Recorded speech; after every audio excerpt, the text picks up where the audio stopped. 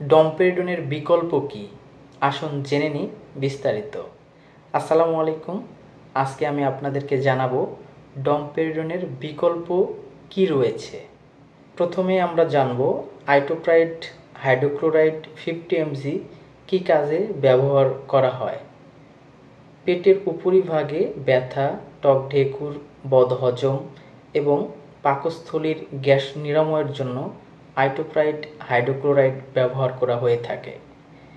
এটি ডমপেরিডনের update version হিসেবে ডক্টররা prescribe করে থাকেন।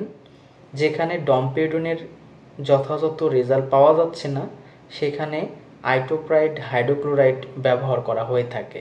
আইটোপ্রাইড 50 mg হয়ে থাকে। বাজারে অনেক কোম্পানি রয়েছে, তার মধ্যে পেরিটপ, আইটোপা ইত্যাদি। এগুলো মূলত ডমপেরিডনের আপডেট ভার্সন হিসেবে ব্যবহার করা হয়ে থাকে নিরাপদ এবং যথাযথ রেজাল্ট পাওয়ার জন্য।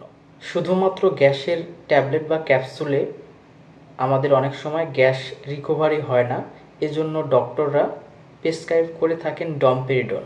যখন ডমপেরিডনের যথাযথ ফলাফল পাওয়া যায় না, তখন আইটোপ্রাইড ব্যবহার করা হয়ে থাকে।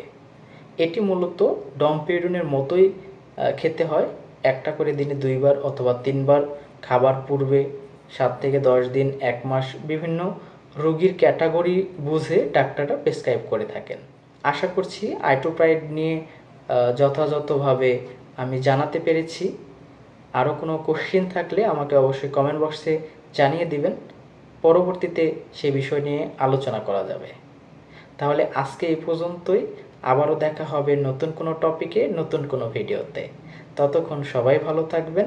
আসসালামু আলাইকুম।